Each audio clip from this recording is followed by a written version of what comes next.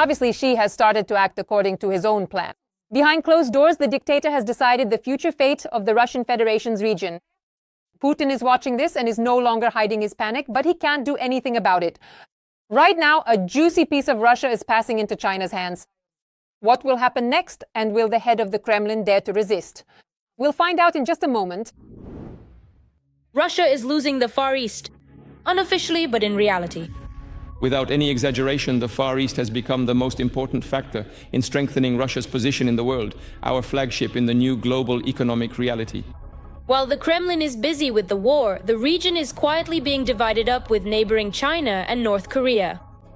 I would describe the situation as a kind of creeping takeover, or perhaps more accurately, a gradual and subtle creeping migration that is happening over time. For the time being, control over the vast and expansive Far East region still remains firmly in the hands of Moscow, but it is important to note that there are now more and more Chinese people living and working there, and they are beginning to play an increasingly significant and influential role in the local economy, shaping its development and direction in a noticeable way.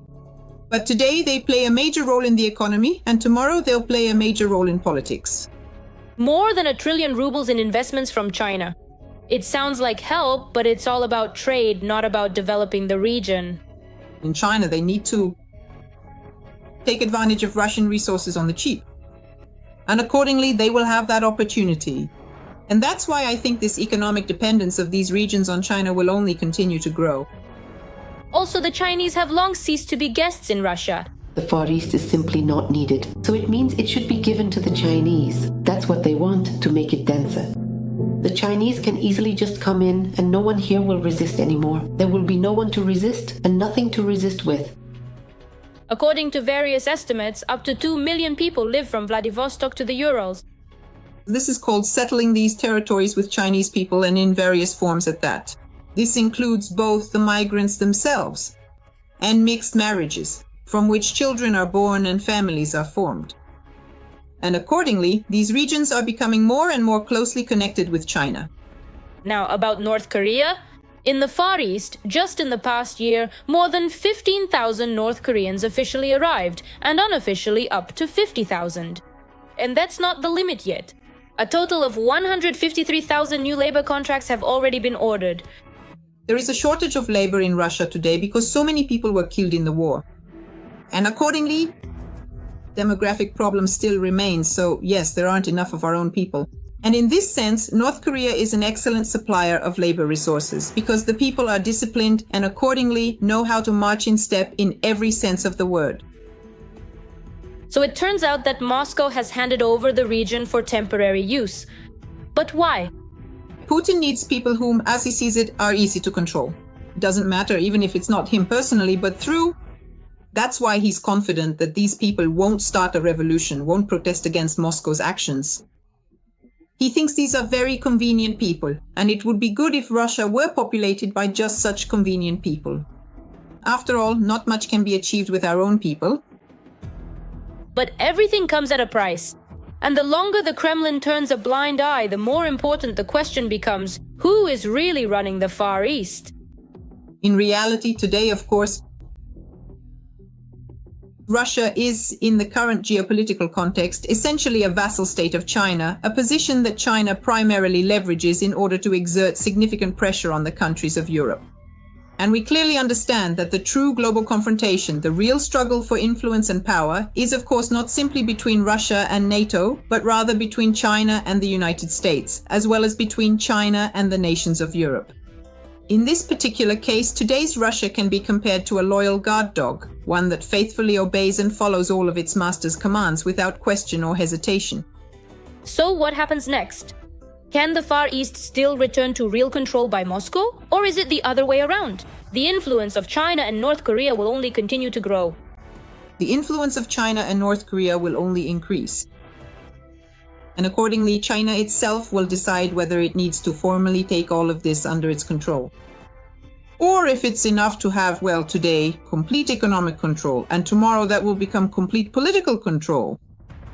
It seems that while Putin is focused on seizing other people's territories, he is gradually losing his own. And ironically, these territories are being taken not even by enemies, but by the Kremlin's own allies.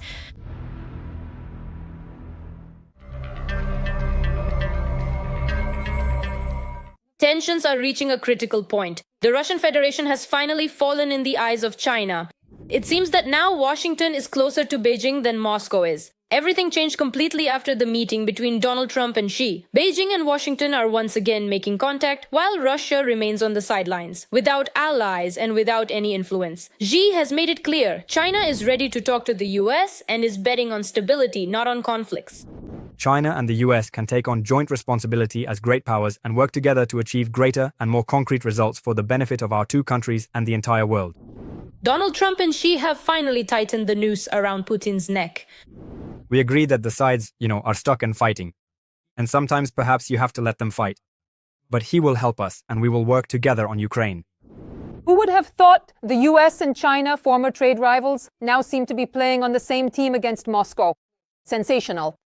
Immediately after the meeting, the US lowers tariffs for China from 20% to 10%, and Trump rated his conversation with the Chinese leader a 12 out of 10. A new global alliance is taking shape in which there is no longer any place for the Kremlin. This is not just a diplomatic slap in the face, it's a geopolitical execution. The US and China have put Russia in its place and rewritten the global game without it. All the details about this, don't miss what's coming up next. Donald Trump met with Xi Jinping in South Korea as part of his tour of the Indo-Pacific region. The main topics of the meeting were trade barriers between the countries and, of course, the Russia-Ukraine war. They moved toward establishing a more forward-looking joint agenda for political dialogue, which, in principle, is a very positive outcome of this meeting. As a result of the meeting, the parties agreed to reduce the tariff on Chinese goods related to fentanyl, a synthetic opioid analgesic, from 20% to 10%. The overall level of US duties will reach up to 47%. The fundamental issues underlying the conflict between the US and China have not gone anywhere. And these are very important issues such as the fate of the island of Taiwan and the possibility of imposing tariffs on Chinese goods. Precisely because of the purchase of Russian oil, Trump said that these issues were not raised diplomatically. But in such cases, when you don't reach an agreement, you say that we didn't talk about it. The agreements regarding Ukraine were less productive. Despite the fact that, according to the US president, Ukraine was discussed at length, initially Trump wanted to persuade Xi to reduce support for Russia so that Putin would agree to end the war. Whether the parties reached any agreement in this regard was not announced. A strategic dialogue of cooperation has been established between authoritarian Russia and authoritarian Beijing. And in order to risk that, Xi would have to receive something more substantial and significant in return, something that would correspond to the high level of relations between America and Beijing. Given that for now, the relationship this more closely is reminiscent of the logic of de-escalatory actions in the trade and economic sphere. I wouldn't say that a strategic alliance or dialogue has currently been established between Washington and Beijing. Donald Trump rated the meeting a 12 out of 10. By the way, this was the first meeting between the leaders of the US and China in the past 6 years. Based on the statement, we see that there won't be any tariffs on Chinese goods, and there will be access for American agricultural products, so the statement seems pretty positive. But as for how true that really is, again, considering President Trump's track record, let's at least remember Trump's statement that peace had been achieved in the Middle East after 3,000 years. I'm someone who reads news from the Middle East, and what's happening there doesn't even remotely remind me of peace being achieved in that region. So Trump's statement that everything has been agreed with China and everything is wonderful, but let's at least wait 48 hours and see what happens.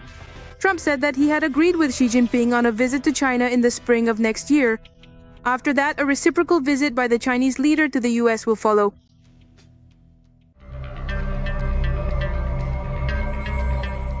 How do you assess the change in China's rhetoric towards Russia? Share your opinion in the comments, like the video, and stay up to date with the main news. There are already almost 480,000 subscribers with us. More to come. See you soon.